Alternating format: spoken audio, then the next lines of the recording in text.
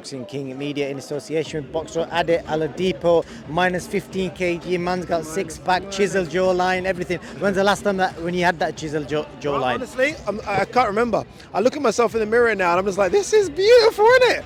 But it's not worth it. I want to eat. This ain't worth it. All those guys that walk around with six-packs, good luck to them. There's like six-packs, but there's no life. There's no life. I want to drink. I want some crappy food. And I shall be getting that once I weigh in on Thursday. Once we weigh in on Thursday, this is done. The six-pack quest is done. I'm 42. We can move on.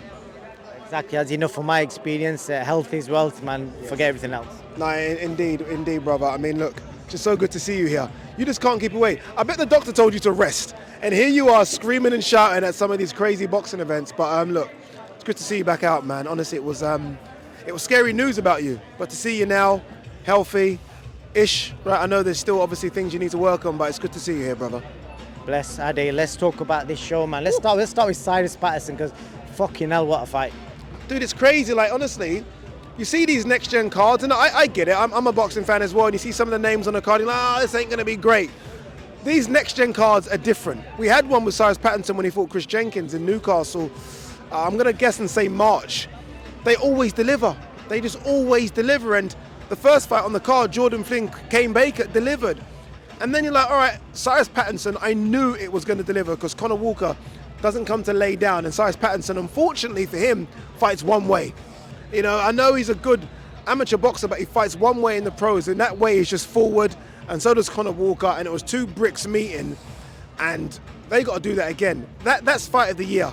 And I know sometimes you can be victim of the moment, and you forget all the other ones.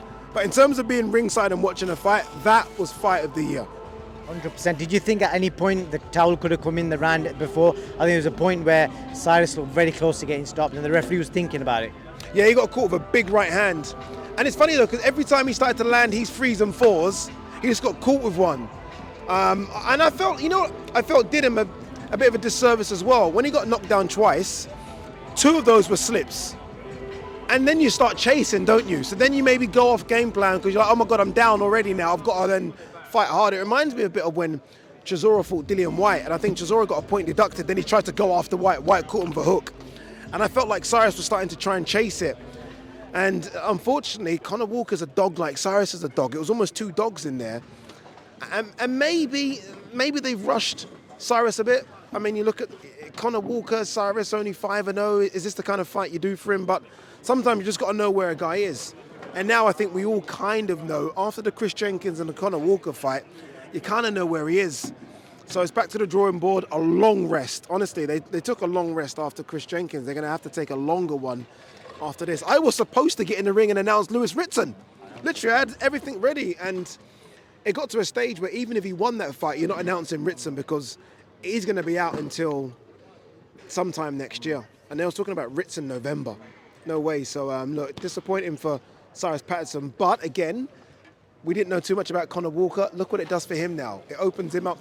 He signs now another 2-fight deal with Eddie Hearn. He gets the paydays. And that's the story of boxing, right? It's about guys that maybe you didn't know, getting an opportunity, making some money, and good luck to him because he will now, I'm not going to say he'll fill this arena, but the next time he fights in here, he'll sell more tickets because everyone now wants to get involved. So I'm happy for him. And then the main event, there was a lot of criticism, Tommy Frank being picked to fight Galal, your fight. What did you make of that, and what does Galal learn from a fight like that? You know what? I can understand the criticism, but I was in Abu Dhabi when Galal went split decision. And I think Eddie initially wanted to fast track him, like almost super fast, right? He got Olympic gold medalist. At the time, 29 years of age, do we super fast track him? And then I thought after that fight, Eddie was like, okay, maybe we take a couple of steps back. Maybe this was a couple of steps too far back. But now we know, right? We know he's way past this. So now we can start building him again. It probably should have been Jay Harris. He probably should have got the call. He might get the call this time. But I don't know. Sometimes you've got to see someone demolish someone to know, okay, look, hands up, you're past this level. Because I think there were questions about Galal. Not anymore. He's clearly spiteful. I think you need to piss him off a little bit. And once he's pissed off, he seems to want to go for your head. But it's clearly above that. And now Eddie's got a decision to make. See, the problem now Eddie has is, okay, now do we fast track him again? Because you hear Tony saying best prospect in the world. I'm not quite sure about that. But maybe we fast track him again. I'm not quite sure.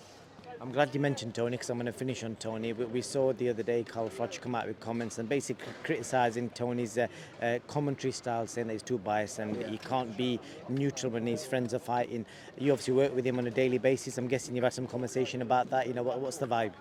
Yeah, you know what the funny thing is, when Tony told me that he was coming down to the commentary booth for that AJ fight, he was even telling me, you know what, I don't know, he can't handle it, he can't control it. So he's maybe not the best at it. I think he almost admits to himself he's not the best in doing that kind of stuff because he does get a bit too excited when his friends are fighting or people that he knows are fighting. So I think DAZN needs to make a decision and just keep him in the studio. Keep him in the studio. Mike Costello's fine, very neutral. Darren Barker's good as well. Barry Jones, perfect. You don't need Tony there. I don't even know why he was there. Andy Lee's the same as well, by the way. I remember when Katie Taylor was fighting, he lost it as well, didn't he? They don't know, can they? They can't control themselves. I would be the same. If AJ was fighting, I'd be the same as well. So just keep. I don't think you would. Actually, I probably wouldn't. I'm pro. I'm good at this. Probably wouldn't. But yeah, no, keep Tony away from commentary. Keep him away. He knows this. We all know this. And I think DAZN finally know this as well. Ade Oladipo, as always, appreciate time. I'll see you around, brother. Honestly, great to see you, man. Welcome back. Good to see you healthy. I was going to say we should have a shisha with each other, but no, we shouldn't. Not for about a year. Recover first. Let's recover first. Yeah, thank you, brother. First. No problem, man. Thank you. You got a few minutes, Of course, brother.